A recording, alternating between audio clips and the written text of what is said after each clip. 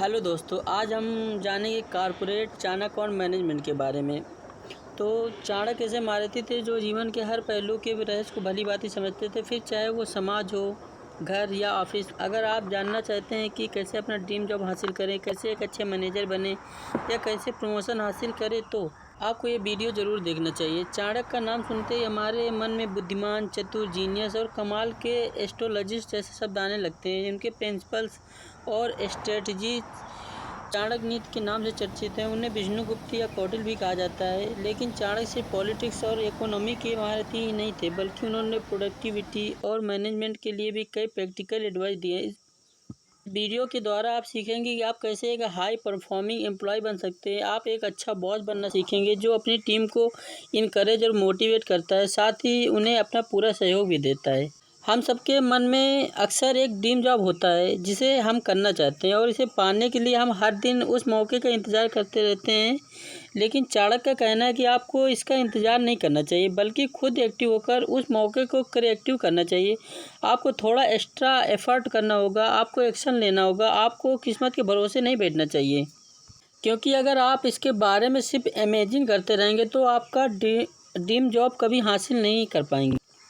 हाथ पर हाथ रखकर बैठने से कुछ नहीं होगा, इसलिए अपने आप को उस जॉब के लिए तैयार करें। प्रॉपर ट्रेनिंग लें, जो स्किल उसके लिए चाहिए उसे सीखें, सही लोगों की गाइडेंस और मदद लें, और सबसे ज़रूरी बात, खुद पर विश्वास रखिए। अगर एक बार फेल हुए तो निराश न हो, हार न माने, बिना रुके बस लगातार कोशिश करते हैं। साबित करें कि आप में उसे पाने का कितना जुनून है और आप उसे पाने कितने लायक हैं। एक कहावत है, अगर मौके आपके दरवाजे पर दस्तखत न दें तो आपको मौक़ों के दरवाजे पर दस्तक देना होगा। आइए इसके लिए कुछ टिप्स जानते हैं। पहला, अपनी ताकत को अच्छे से जानें। बाहर compete करने से पहले ज़रा रुककर ध्यान से सोचें, वो कौन सी क्वालिटी जो आप में है, वो क्या चीज़ है जिसे आप से सबसे अच्छे तरीके से कर सकते हैं। अपने रिज्यूम या बिजनेस प्रपोजल में अपनी खासियत को आप हाईलाइट भी कर सकते हैं। दूसरा, अपनी मार्केटिंग करें, या कोई ऐसी कंपनी या इंसान है जिसके लिए आप काम करना चाहते हैं। अगर हाँ, तो खुद अपनी मार्केटिंग करें। आप उन्हें अपना रिज्यूम ईमेल कर सकते हैं। अपने आप को इंट्रोड्यूस करें, आपके इंटेंशन के बारे में बताएं। आप अपॉइंटमेंट के लिए भी पूछ सकते हैं। इस बात का ध्यान रखें कि आप समय पर पहुंचे और एक अच्छा इम्प्रेशन बनाएं। जब आपको फाइनली अपना ड्रीम जॉब मिल जाए तो याद रखें कि ये तो बस शुरुआत है। अब आपको खुद को साबित करना होगा। अपने काम से प्यार करें और हाई परफॉर्मेंस का एम रखें। अगर आप ऐसा करने में सफल हो गए तो इसका आपकी लाइफ में हर पहलू में पॉजिटिव असर होगा। ये टॉपिक हर मैनेजर और बिजनेस ओनर के लिए है। अगर आप एक एम्प्लॉय हैं तो भी इसे ध्यान से सुनें। क्या पता कल आप भी बॉस बन सकते हैं। टैलेंटेड, हार्ड वर्किंग और भरोसेमंद लोगों का मिलना बहुत मुश्किल होता है। जो भी ह्यूमन रिसोर्स में काम करते हैं वो ये बात अच्छी तरह समझते हैं। हाई सैलरी और प्रेस्टीज लोगों को टिकाए रखने के लिए काफ़ी नहीं है। एक बॉस को अपने सारे एम्प्लॉयज़ की सच में परवाह होनी चाहिए। हर ऑर्गेनाइजेशन में वो ह्यूमन टच होना चाहिए, जहाँ काम करने वालों को लगे कि उन्हें सिर्फ स्टाफ या मशीन नहीं समझा जाता, बल्कि कंपनी का एक अहम हिस्सा माना जाता है। आइए समझते हैं कि इसे किस तरह किया जा सकता है। पहला, अगर आप बॉस हैं तो अपने केबिन तक सिमट कर न रहें। बाहर निकलें। आपकी बाउंड्री आपके केबिन या कॉन्फ्रेंस रूम तक सीमित नहीं होनी चाहिए। ऐसे बॉस न बने जो अपने एम्प्लॉय से दूरी बनाए रखते हैं और उन्हें सिर्फ ईमेल द्वारा ऑर्डर देते हैं। अपने एम्प्लॉयज़ को महसूस कराएं कि वो आप तक आसानी से पहुंच सकते हैं या आपसे बात कर सकते हैं। बीच बीच में उनके डेस्क पर जाएं, उनसे बात करें। एम्प्लॉयज़ को आपको जानने का मौका दें, आप भी उन्हें समझने की कोशिश करें। यह आपकी टीम में सहयोग और एकता को बढ़ावा देगा। दूसरा, अपने हर एक एम्प्लॉय को समय दें। एग्जाम्पल के लिए, अगर किसी एम्प्लॉय से गलती हो जाती है तो उसके पास जाएं और कुछ देर उससे बात करें। उसे एक्सप्लेन करें कि आखिर उससे कहाँ गलती हुई, लेकिन इससे न करें और ना ही उनकी इंसल्ट करें, बल्कि इसे शांति से उसे पूरा रिस्पेक्ट देते हुए करें। जब कोई गलती करता है या डरा हुआ होता है तो हम अक्सर उसे कंधे पर धीरे से हाथ रखते हैं ताकि उसे बेहतर महसूस हो सके। आप भी ऐसा कर सकते हैं, जिससे एम्प्लॉय को ये लगेगा कि आप समझते हैं कि गलती होना नेचुरल है और आप उसे सिर्फ उसकी गलती बता रहे हैं, ना कि उसकी इंसल्ट कर रहे हैं। उसे समझाने के बाद उसकी थोड़ी तारीफ़ भी कर दें, इससे उसे अच्छा भी लगेगा और उसका कॉन्फिडेंस बना रहेगा। ऐसा करने से वो एम्प्लॉय इस एक्सपीरियंस को याद रखिएगा, क्योंकि इसमें ह्यूमन टच शामिल था। वह आपके प्रति कोई बुरी भावना न रखते हुए अपनी गलती के बारे में भी सोच सीखेगा। तीसरा, एम्प्लॉयज़ के साथ पिकनिक का प्लान बनाएं। कभी कभार ऑफिस के स्ट्रेस और बोरिंग काम से ब्रेक लेना भी अच्छा महसूस कराता है। अपने एम्प्लॉयज़ के साथ रिलैक्स करने और एंजॉय करने का समय निकालें। ये एक टीम लीडर या शहर के पास किसी जगह में कुछ दिनों का ट्रिप भी हो सकता है। ये कोई सेलिब्रेशन या पार्टी भी हो सकता है। ये थकान और स्ट्रेस को मिटाने का काम करता है। ये पूरी ऑफिस में ऐसा माहौल सेट करता है कि आप एक दूसरे पर भरोसा कर सकते हैं। अब आता है अट्रिशन को रोकना। तो क्या होता है ये अट्रिशन का मतलब होता है रिजेक्शन के कारण एम्प्लॉयज़ को खो देना। किसी भी एचआर डिपार्टमेंट के लिए ये सबसे बड़ा चैलेंज होता है। एम्प्लॉयज़ को कंपनी में टिकाए रखना कोई आसान काम नहीं है। उनकी लॉयल्टी को बढ़ावा देने के लिए प्रमोशन या सैलरी का बढ़ा देना अक्सर काफ़ी नहीं होता है। रिजेक्शन की रेट कम रखने के लिए एचआर को कई स्ट्रेटजी और प्लानिंग करनी पड़ती है। चाणक्य के अनुसार 2 तरह के एम्प्लॉयज़ होते हैं, एक जो संतुष्ट है और दूसरे वो जो खुश नहीं है। उन्होंने इन दोनों को कैसे संभालना है उसकी सलाह भी दी है। मैनेजर को उन एम्प्लॉयज़ को अनदेखा करने की गलती नहीं करनी चाहिए जो खुश और संतुष्ट लगते हो। अक्सर ऐसे एम्प्लॉयज़ होते हैं जो प्रमोशन या सैलरी बढ़ाने की खुद मांग नहीं करते। हाँ, वो इसे खुद एक्सप्रेस नहीं करते, लेकिन इसका मतलब ये नहीं कि वो सच में सेटिस्फाइड हैं। हर एम्प्लॉय काम के बदले में कुछ पाने की इच्छा से काम करता है। अगर किसी दूसरी कंपनी ने इन्हें एक बेटर ऑफ़र दी तो यकीनन आप उन्हें खो देंगे। इसलिए आपको एक सेटिस्फाइड एम्प्लॉय को ज़्यादा पहचान, फ़ायदा, सैलरी देना चाहिए, भले ही वो खुद इसके लिए ना कहे। ऐसा करने से आप देखेंगे कि वो अपने जॉब के लिए और ज़्यादा मोटिवेट होंगे और आपकी कंपनी के प्रति ज़्यादा लॉयल होंगे, क्योंकि आपने उन्हें दिखा दिया कि आप उनकी कदर करते हैं, उन्हें इम्पोर्टेंस देते हैं। इससे वो आपके पीठ पीछे बात करने या रिज़ाइन करने के बारे में नहीं सोचेंगे। और वो एम्प्लॉय जो संतुष्ट नहीं है, वो जो मांग रहे हैं उसे देने की पूरी कोशिश करें। उन्हें गिफ्ट या किसी तरह का बेनिफिट देकर कंपनी बनाए रखने की कोशिश करें। अट्रिशन से बचने के लिए आइए कुछ इम्पोर्टेंट टिप्स के बारे में जानते हैं। पहला, ह्यूमन रिसोर्स, यानी जो लोग आपके लिए काम करते हैं उन्हें सबसे ज़्यादा इम्पोर्टेंस दें। ज़्यादातर कंपनीज मार्केटिंग, फाइनेंस, सेल्स इस पर अपना ध्यान फोकस करती हैं। वो ह्यूमन रिसोर्स डिपार्टमेंट या एचआरडी की अहमियत नहीं समझते, लेकिन आप ये गलती न दोहराएं। एचआरडी का काम सिर्फ लोगों को हायर करना, उन्हें ट्रेन करना और रिकॉर्ड बनाए रखना ही नहीं होता है।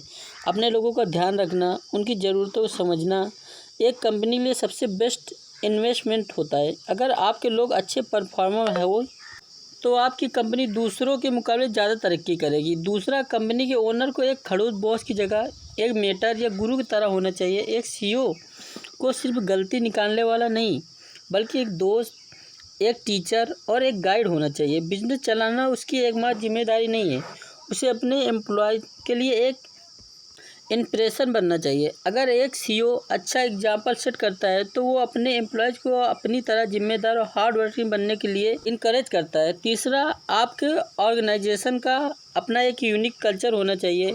इससे एम्प्लॉयज़ को अपनेपन का एहसास होता है। ऐसा करने से उन्हें लगेगा कि वो सभी के साथ एक कॉमन गोल शेयर करते हैं। ये उन्हें आपकी कंपनी के लिए प्रति लॉयल और उसका हिस्सा होने के लिए प्राउड महसूस कराएगा।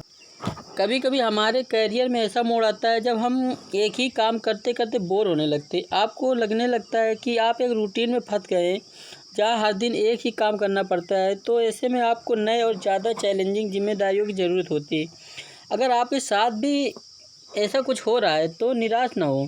अगर आपको लगता है कि आप में काबिलियत है और आपके पास अच्छा खासा एक्सपीरियंस है तो हिम्मत करके अपने बॉस से बात करें। उन्हें अपनी पोजीशन समझाएं, उन्हें अपने स्किल्स के बारे में और पास्ट में आपने जो जो अचीव किया उसके बारे में बताएं।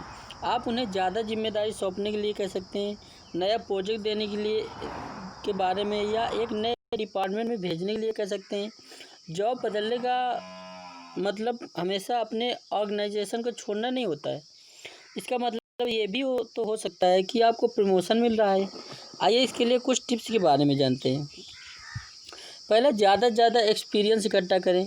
अपनी नॉलेज को सीमित मत रखिए। कई लोगों से जानें, सीखें, ट्रेनिंग प्रोग्राम में हिस्सा लेकर अपने स्किल्स को अपग्रेड करें। अगर आप किसी स्किल में एक्सपर्ट हैं तो आप सच में एक हाई पोजीशन पाने के हकदार हैं।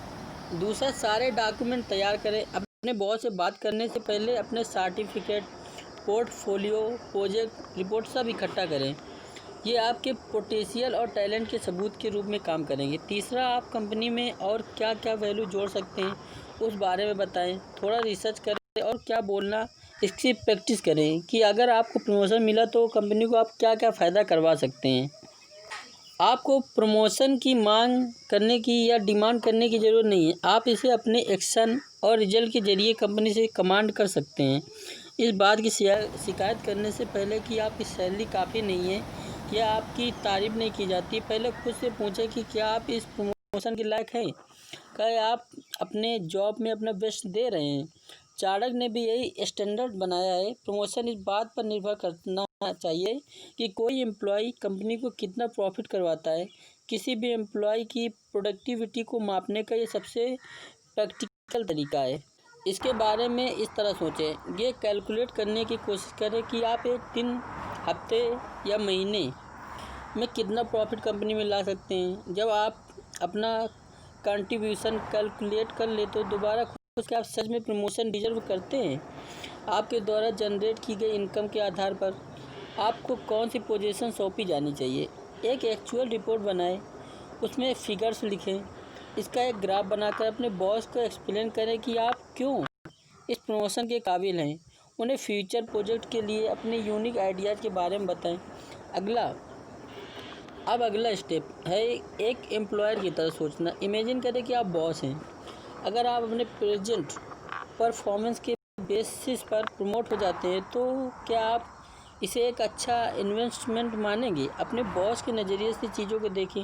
वो आपसे क्या उम्मीद करते हैं, आपकी परफॉर्मेंस के लिए उनका क्या फीडबैक है, वो कौन सी जिम्मेदारियां हैं जो वो चाहते हैं कि आप पूरी करें। वहाँ से शुरुआत करें। अपनी परफॉर्मेंस के हर पहलू को इम्प्रूव करें। अपने बॉस की उम्मीदों पर खरा उतरें या उससे आगे निकलकर उन्हें सरप्राइज कर दें। आपकी मंथली सैलरी कितनी है। आपकी कंपनी के लिए जितना इनकम आप जनरेट करते हैं वो आपकी सैलरी से ज़्यादा होनी चाहिए। तब आप सच में कह सकते हैं कि आप प्रमोशन या सैलरी में बढ़ोतरी डिजर्व करते हैं।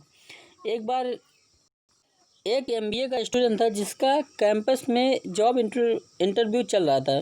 उस कंपनी के HR ने पूछा, आप कितनी सैलरी एक्सपेक्ट कर रहे हैं। स्टूडेंट ने कहा, सर इस स्टेज पर यह डिसाइड करना आपके हाथ में है, लेकिन 6 महीने के बाद हम मेरे परफॉर्मेंस को रिव्यू करेंगे। तब मैं आपको मेरे एक्चुअल रिजल्ट के बेसिस पर बताऊंगा कि मैं कितनी सैलरी एक्सपेक्ट कर रहा हूँ। इस जवाब के कारण उसे तुरंत हायर कर लिया गया। अपने ऑर्गेनाइजेशन के लिए सही लोगों को काम पर रखना बेहद मुश्किल काम है और उन्हें अपनी कंपनी में बनाए रखना उससे भी ज़्यादा मुश्किल काम है। लेकिन इससे भी बड़ा चैलेंज अपने एम्प्लॉयज़ को और अच्छा प्रोडक्टिव बनने के लिए मोटिवेट करना।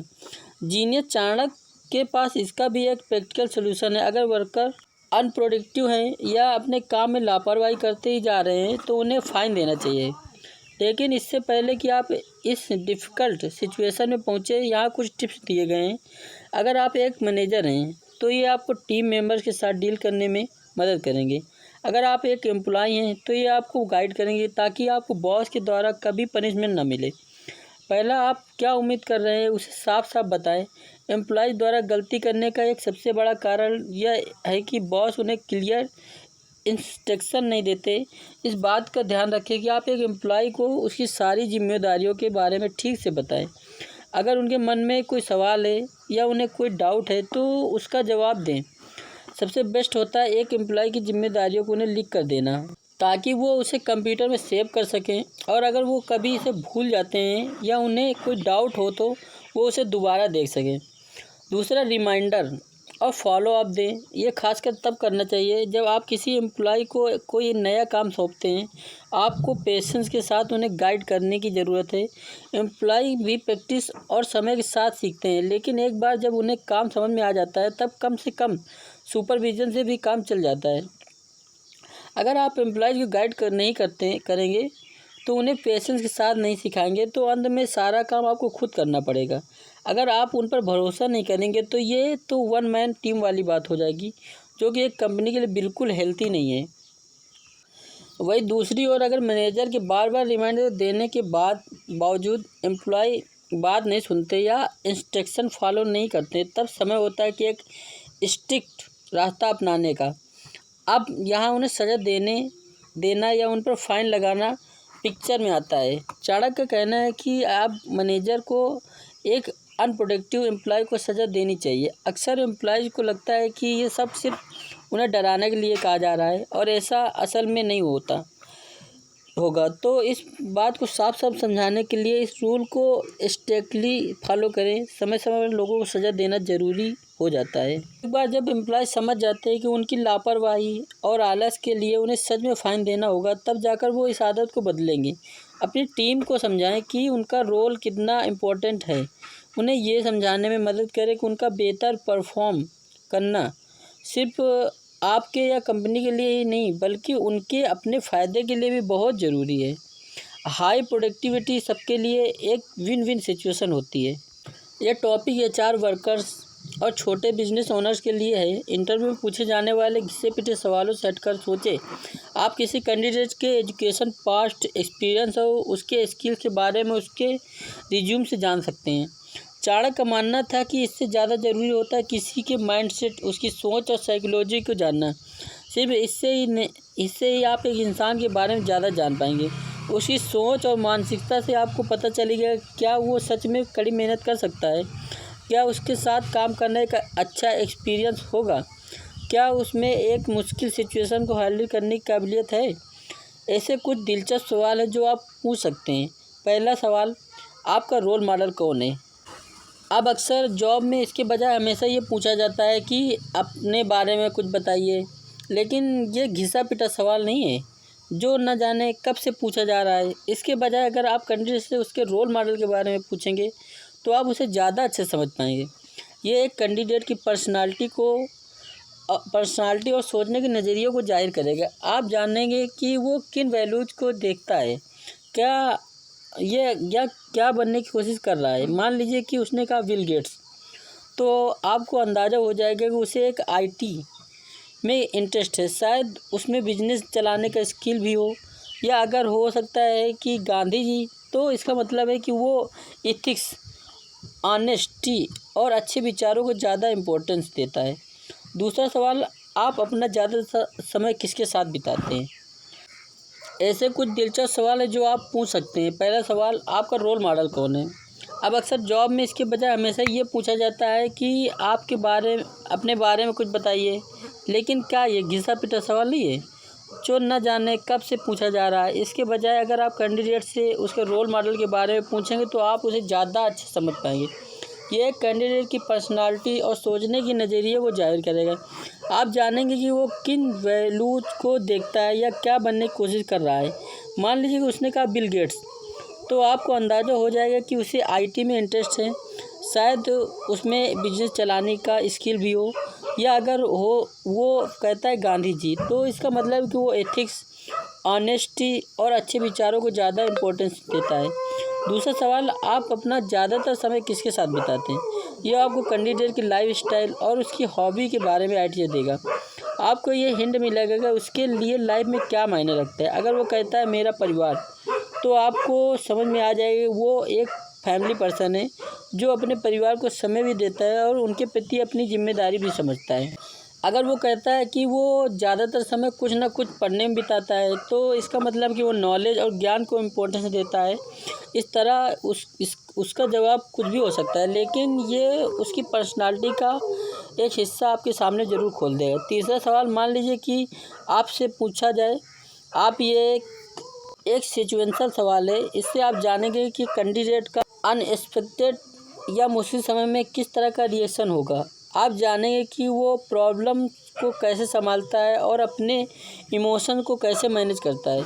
मान लीजिए किसी कैंडिडेट ने सीनियर चार्टर्ड अकाउंटेंट की पोस्ट के लिए अप्लाई किया है, तो आप उससे पूछ सकते हैं क्या होगा अगर हम आने वाले साल में आपको मार्केटिंग हेड के रूप में चुनते हैं। अगर वो कहता है कि वो इसे एक्सपेक्ट एक्सपेक्ट करेगा तो आपको समझ में आ जाए कि ये कैंडिडेट बदलाव के अनुसार ढल सकता है, यानी चेंज को अच्छे से हैंडल कर सकता है।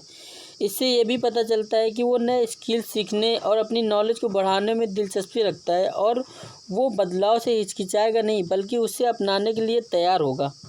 टाइम इस दुनिया की सबसे कीमती और मूल्यवान चीज़ है, क्योंकि एक बार जो समय चला गया वो दोबारा कभी नहीं आएगा।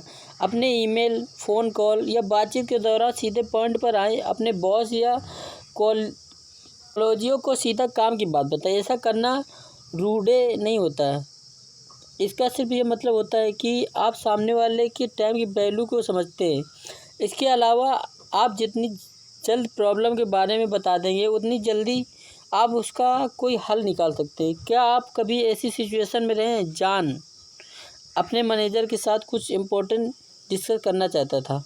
अपने डेस्क पर बैठे बैठे उसने आधा घंटा हिम्मत जुटाने में और ये सोचने में बिता दिया कि वो क्या कहेगा। लेकिन जब वो मैनेजर के सामने था तो जॉन ने उस मामले को छोड़कर बाकी सभी चीज़ों के बारे में बात की। मैनेजर धीरे धीरे चिढ़ने लगा। जब उसकी इरिटेशन बहुत बढ़ गई तो उसने अपनी आवाज़ ऊंची करके कहा, जॉन प्लीज़ पॉइंट पर आओ। तो आपको ये समझने की ज़रूरत कि हाई पोस्ट पर जो लोग बैठे हैं वो वहाँ इसलिए हैं क्योंकि वो शार्प हैं और टू द पॉइंट बात करते हैं। वो किसी प्रॉब्लम की जड़ को बड़ी जल्दी भांप लेते हैं और उसका उपाय भी तेज़ी से निकाल लेते हैं। किसी भी प्रेशर की सिचुएशन में अच्छे से डिसीज़न लेने की उन्हें आदत हो जाती है। इसलिए अगर आप अपने बॉस से बात करते हैं तो इधर उधर की बात में टाइम वेस्ट ना करें। मैनेजर्स भी ऐसे जूनियर्स को पसंद करते हैं जो शार्प और फास्ट होते हैं। वो ऐसे लोगों के साथ काम करना पसंद करते हैं जिन्हें एक ही बात 2 बार बताने की ज़रूरत न पड़े। आप टीम का हिस्सा बनने के लिए खुद को ट्रेन कर सकते हैं। सबसे पहले तेज़, ब्रिलियंट और मैच्योर होने की कोशिश करें। बेकार की चीज़ों में अपना टाइम बर्बाद ना करें। कोशिश करें कि ऑफिस में आपका हर मिनट प्रोडक्टिव हो। दूसरा, एक अच्छे लिस्टनर बने। जब आपके बॉस कुछ बताते हैं तो उस पर पूरा ध्यान फोकस करें। अपना ध्यान भटकने न दें। गौर से उनके हर शब्द को सुनें। प्रैक्टिस के साथ आप भी शार्प और टू द पॉइंट करने वाले बन जाएंगे। तीसरा, ऑफिस में दूरी बनाकर अलग थलग नहीं बल्कि सबसे टच में रहें। अपने साथ काम करने वालों के साथ अच्छा कम्युनिकेशन बनाकर रखें। ऑफिस में जब एक टीम का हिस्सा होते हैं इसलिए आपस में तालमेल रखना ज़रूरी है। अपने गोल पर ध्यान दें। ऑफिस में हर एक को अपने हिस्से काम समझकर अपना बेस्ट देना चाहिए। समय के साथ कई लोग अपने काम में जोश और मोटिवेशन खोने लगते हैं। यही कारण है कि एचआर डिपार्टमेंट और मैनेजर इंसेंटिव का कॉन्सेप्ट यूज करते हैं। इंसेंटिव को आप रिवार्ड, बोनस, कोई स्पेशल बेनिफिट कुछ भी कह सकते हैं। अगर कोई एम्प्लॉय ज़्यादा प्रोडक्टिव है तो वो इनाम पाने का हकदार हो जाता है। चाणक्य ने भी इसका जिक्र किया है। उन्होंने कहा है कि अगर आपके जूनियर ने जितना उसे काम दिया गया था उससे बढ़कर कुछ किया है तो सीनियर उसकी तारीफ़ करनी चाहिए। इसके साथ ही उसके एक्स्ट्रा एफर्ट के लिए इनाम भी देना चाहिए। किसी के हाई परफॉर्मेंस के लिए उसे बोनस देना भी इसी का हिस्सा है। आइए कुछ ऐसे तरीक़ों के बारे में जानते हैं कि कैसे किसी बॉस के ज़्यादा प्रोडक्टिव एम्प्लॉयज़ को रिवार्ड देना चाहिए। पहला, नोट्स बनाएं। आप कोई जर्नल बना सकते हैं या कंप्यूटर में फाइल बना सकते हैं। अपने नीचे काम करने वालों का नाम उसमें लिखें। जब भी वो आपकी उम्मीद से बढ़कर कुछ करते हैं तो उसे रिकॉर्ड करें। उन एम्प्लॉयज़ की कदर करें, उनकी कीमत को समझें जो ईमानदार हैं और अपने काम को जी जान से करते हैं। दूसरा, नए मौक़ों की तलाश करें। एक प्रोडक्टिव एम्प्लॉयज़ को ज़्यादा मौके देने के लिए बॉस को समय निकालना चाहिए। ये कोई बड़ा काम या एक ऐसा प्रोजेक्ट देना हो सकता है जो कंपनी के लिए बहुत मायने रखता हो। ये उस एम्प्लॉय को एहसास दिलाता है कि आप उस पर भरोसा करते हैं। ये उसमें जोश भरेगा और इसे एहसास होगा कि उसके काम को पसंद किया जा रहा है। अब वो और अच्छा काम करने के लिए मोटिवेट होगा। ये देखकर साथ काम करने वाले दूसरे लोग भी अपना बेस्ट देने के लिए इंस्पायर होंगे। तीसरा, ज़रूरत होने पर एम्प्लॉय को प्रमोट करें। हाई परफॉर्म करने वाले लोग अपनी टीम के लिए किसी एसेट से कम नहीं होते, इसलिए उन्हें प्रमोट करने में हिचकिचाइए मत। कड़ी मेहनत करने वाले लोग आपका सबसे अच्छा इन्वेस्टमेंट होते हैं। अगर आप उन्हें इनाम देंगे तो वो भी आपकी उम्मीद से कहीं ज़्यादा आपकी कंपनी के लिए कुछ करके दिखा सकते हैं। कई स्टडीज से ये बात सामने आई कि अक्सर एम्प्लॉय के रिजाइन करने का एक बड़ा कारण उसके बॉस का ख़राब रवैया या एटीट्यूड होता है। एक अच्छा मैनेजर बनना काफ़ी मुश्किल काम है। यह किसी बिजनेस स्कूल या मैनेजमेंट सेमिनार में सिखाया नहीं जा सकता। लोगों को मैनेज करने के लिए उन्हें समझने की, उनकी तारीफ, सहानुभूति रखने और ह्यूमन टच की ज़रूरत होती है। आपको कुछ समय अपने एम्प्लॉयज़ के लिए निकालना चाहिए। कुछ मिनटों का समय भी काफ़ी होता है। अगर आप उन्हें कोई नया काम देते हैं तो ठीक से इंस्ट्रक्शन दें, फिर उनके डेस्क पर जाकर शांत तरीके से समझाएं। दूसरा, उनकी परफॉर्मेंस पर नज़र रखें। अगर उसने अच्छा काम किया है तो खुद जाकर उसे शाबाशी दें। उसकी पीठ थपथपाकर उसे बताएं कि उसने कमाल का परफॉर्म किया है और आप उससे बहुत खुश हैं। तीसरा, अगर एम्प्लॉय कोई गलती करता है तो उसे अनदेखा न करें। उसके पास जाकर उसे समझाएं कि उससे कहाँ गलती हुई है। उसके बाद उसे यकीन दिलाएं कि आप उस पर भरोसा करते हैं। आप जानते हैं कि वो इम्प्रूव करेगा। इन सब में चंद मिनट लगते हैं। इसके लिए आपको पहल करनी होगी, लेकिन यकीन मानिए, लोगों को मैनेज करने का ये एक ज़बरदस्त तरीका है। बॉस के एक गुरु की तरह होना चाहिए, जिन्हें परवाह और चिंता दोनों हो, लेकिन इसके साथ ही उसे एक डिसिप्लिन मेंटेन करने वाला भी होना चाहिए। एक गुरु हमेशा अपने छोटों को गाइड करने के लिए मौजूद होते। आपको भी ऐसा ही बनने की कोशिश करना होगा। अगर एक बॉस बहुत ज़्यादा स्ट्रिक्ट होता है तो लोगों के मन में उसके लिए सिर्फ डर होता है। अगर वो बहुत ज़्यादा सॉफ्ट होता है तो टेकन फॉर ग्रांटेड वाली सिचुएशन पैदा हो जाती है। लेकिन जो बॉस बैलेंस्ड होकर सही समय पर सही पनिशमेंट देता है तो उसके लिए एम्प्लॉय के मन में डर नहीं, सम्मान होता है। एक बैलेंस्ड सोच के साथ ही आप लोगों को मैनेज कर पाएंगे, अपनी कंपनी में लंबे समय तक उन्हें टिका पाएंगे और सबसे ज़रूरी बात, आप उनके अंदर छुपे पोटेंशियल को बाहर निकाल पाएंगे। तो एक एम्प्लॉय के रूप में आपने सीखा कि आपको अपने ड्रीम जॉब को पाने के लिए किस्मत के भरोसे इंतज़ार नहीं करना चाहिए। आपको एक्शन लेकर अपना रास्ता खुद बनाना होगा। अगर आप एक ही काम करते करते ऊब गए हैं तो अपने बॉस से और जिम्मेदारियां मांगें। खुद एक्टिव होकर बदलाव लाएं। किसी चीज़ के बारे में शिकायत करने से पहले खुद से पूछें कि आप कंपनी के लिए क्या क्या कर रहे हैं। एक बॉस के रूप में आपने समझा कि आपको अपने एम्प्लॉय की ज़रूरतों का भी ध्यान रखना होगा। उन्हें सिर्फ स्टाफ नहीं बल्कि अपनी कंपनी का एक अहम हिस्सा समझें। कोई एम्प्लॉय अगर नाखुश है तो उसे समझने की कोशिश करें। हमेशा क्लियर इंस्ट्रक्शन दें। अपने एम्प्लॉय की पीठ थपथपाने का और उन्हें इनाम देने की भी पहल करें। अपने सारे एम्प्लॉय के साथ बिना किसी भेदभाव के एक जैसा व्यवहार करें। उन्हें इंसल्ट करने की बजाय शांति और रिस्पेक्ट के साथ समझाएं। जब आप ह्यूमन टच देंगे तो आपका अपने एम्प्लॉय और एम्प्लॉय का कंपनी के साथ एक अलग कनेक्शन बनने लगेगा। आपको भी प्रमोशन मिल जा सकता है। प्रैक्टिस के साथ अपने स्किल को और बढ़ाएं। अपने गोल पर फोकस करें। खुद को ज़्यादा प्रोडक्टिव बनाने पर ध्यान दें। अगर आपको अपने करंट जॉब में रिवार्ड नहीं किया जाता है तो निराश न हो। यकीनन आपके लिए नए मौक़ों के दरवाजे खुलेंगे। हिम्मत हारे बिना डट कर लगे रहें और हमेशा एक पॉजिटिव नज़रिया बनाए रखें। हम में से कोई ज़िंदगी में हारना नहीं चाहता। हम सब एक पहचान की तलाश में रहते हैं। हम सब अपनाए जाने की इच्छा करते हैं। इसलिए अपने साथ काम करने वालों की भावनाओं को समझना बेहद ज़रूरी है। ये ह्यूमन टच आपके ऑर्गेनाइजेशन को दूसरों से बिल्कुल अलग बना देगा, जो आपको अपार सफलता दिलाएगा। इसी तरह की वीडियो देखने के लिए हमारे चैनल